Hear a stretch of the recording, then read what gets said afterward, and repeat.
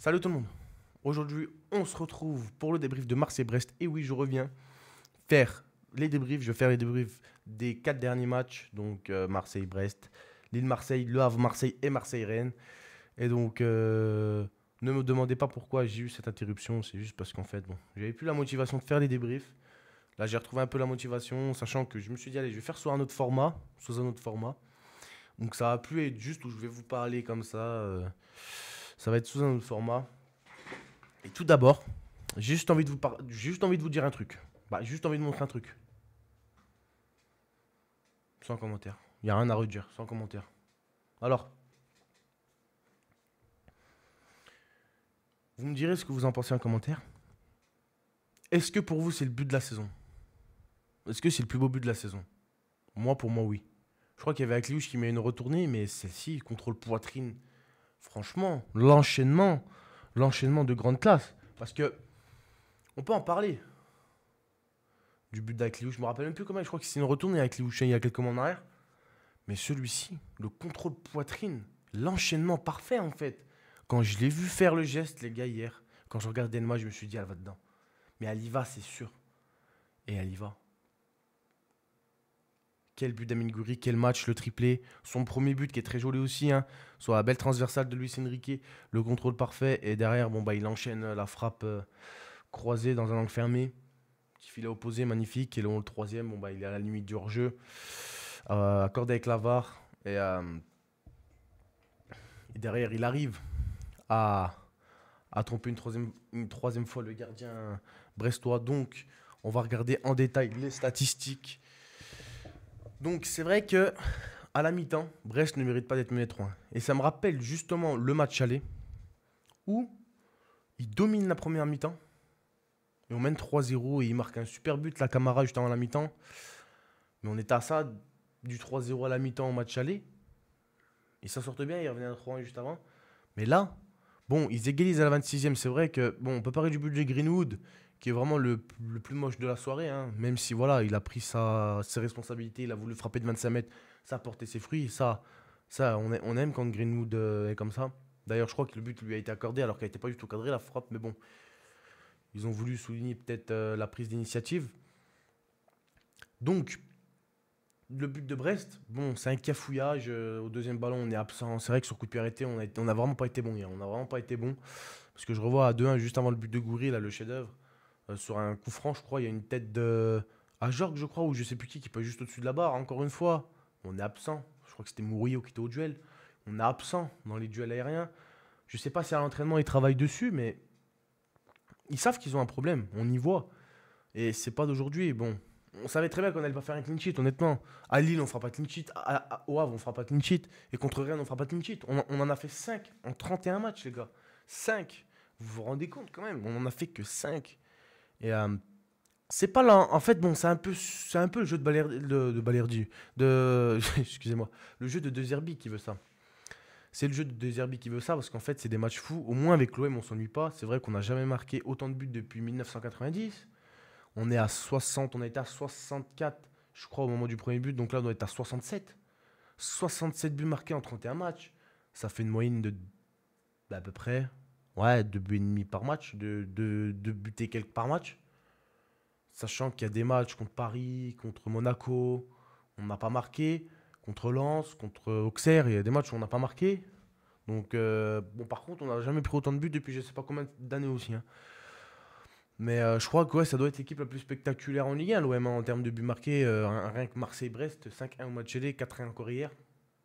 T'as fait quoi? 11 buts sur l'ensemble des deux matchs? C'est pas mal quand même. C'est pas mal. Et, euh, et voilà, je suis quand même content de la performance des Marseillais hier. Voilà, on avait été satisfait sans plus face à Montpellier après une première mi-temps assez désastreuse. Bah, hier, c'est plus la première mi-temps qui a été finalement. Bah, pour une fois, c'est la première mi-temps qui a été plus prolifique parce qu'en général, c'est la deuxième mi-temps où l'OM arrive enfin à produire du jeu et à marquer des buts. Bah, tu me diras, ils ont peut-être eu plus de situations en deuxième période. On va d'ailleurs aller voir les statistiques, donc là, les changements qu'il y a eu.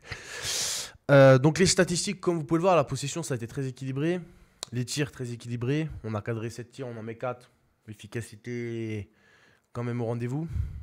Et bon, les passes, les ballons joués, tout ça, ça c'est des statistiques voilà, banales qu'on parle pas spécialement. C'est plus le nombre de frappes et la possession qu'on va regarder. Le nombre de duels gagnés aussi, hein, du duel gagné, on en a quand même gagné plus qu'eux. Mais voilà.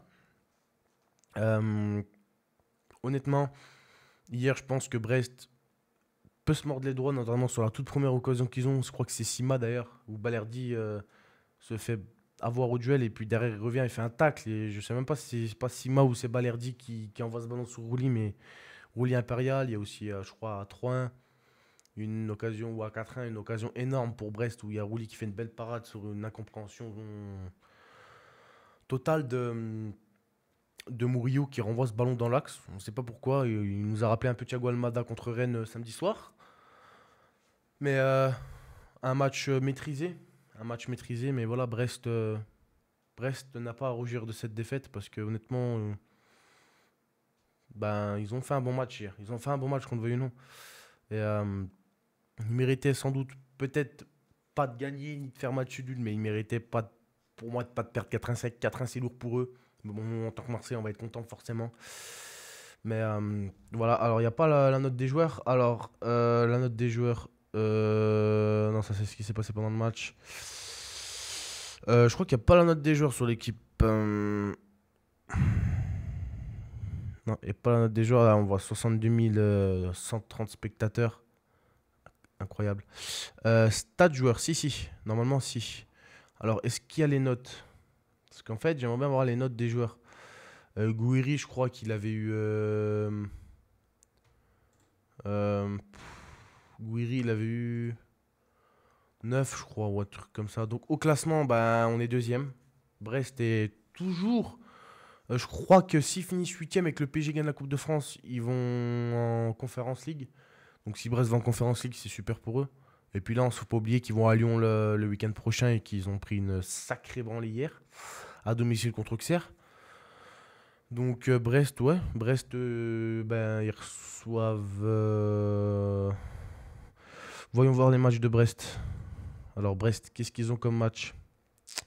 Calendrier. Alors, ils reçoivent Montpellier le week-end prochain, donc je pense que c'est 3 points. Ils reçoivent Lille, et ils vont à Nice. Donc ouais, bon, face à Montpellier, il va falloir gagner pour Brest. Sachant que Montpellier déjà... Montpellier n'a plus rien à jouer, leur saison est complètement ratée, ils vont en Ligue 2. Ils reçoivent Lille et puis ils vont à Nice. Donc voilà. Bon, on espère qu'ils vont battre Lille et Nice. On espère au moins les accrocher. Donc, donc voilà. Je pense que... Je pense que voilà, on peut être content de cette victoire, sachant que, ouais, voilà, comme il a marqué, voilà, il est passé à un 4-3-3. Et moi, je trouve qu'on est meilleur en 4-3-3. Honnêtement, il l'a dit après le match, il a dit que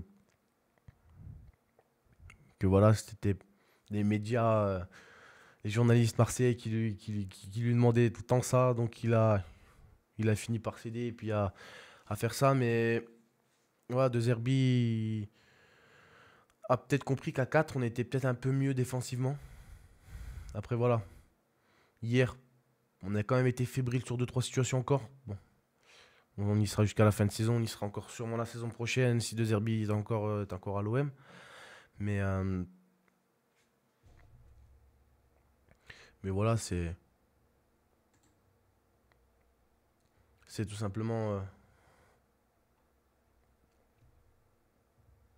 une belle victoire. Alors, j'essaie de retourner sur le match.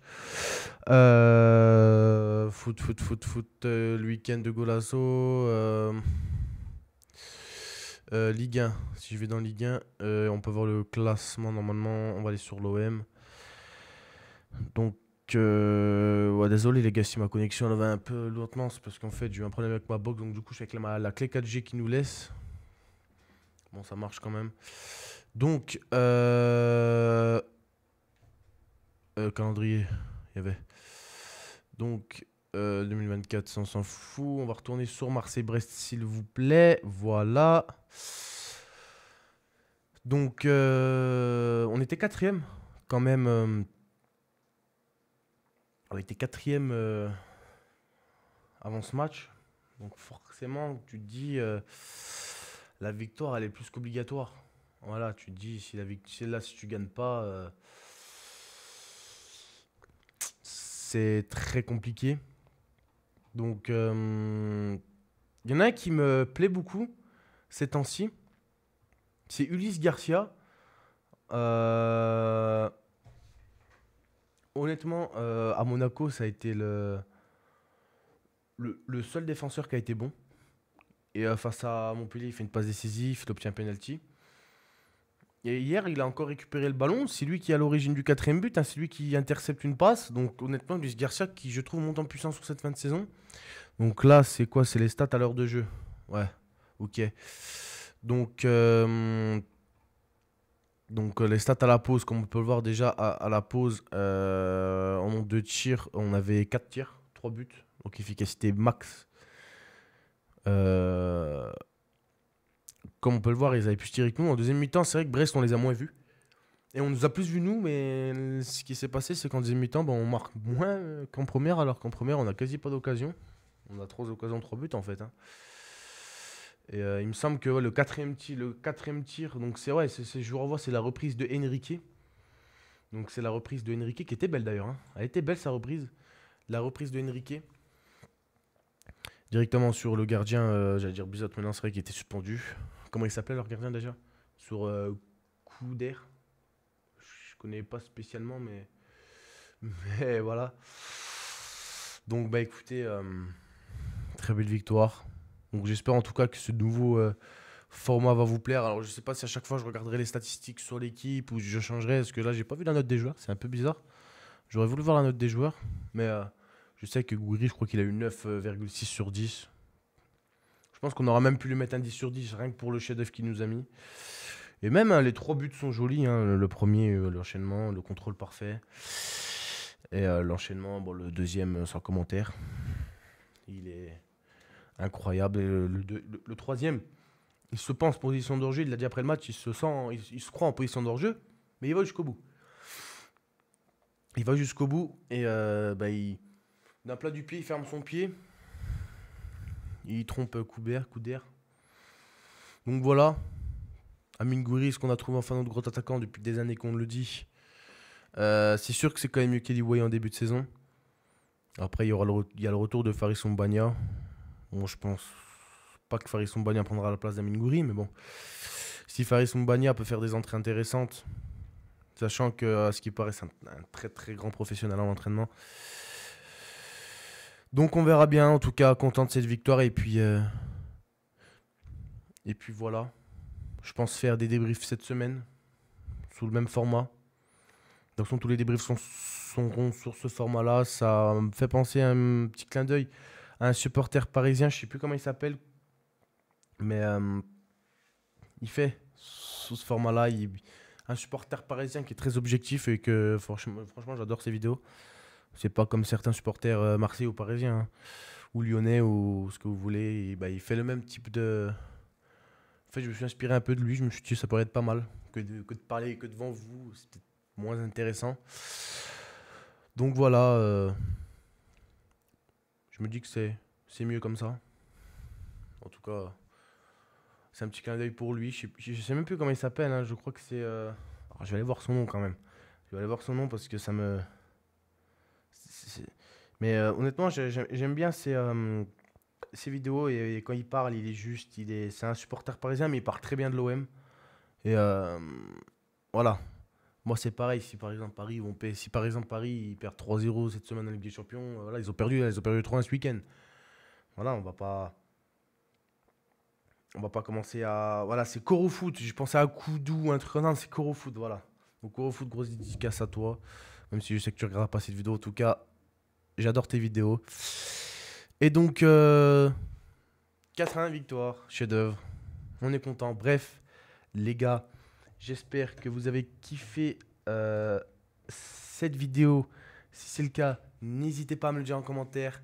Partagez, likez, abonnez-vous si ce n'est pas déjà fait. Moi, je vous dis à plus pour de prochaines vidéos. Ciao les frérots.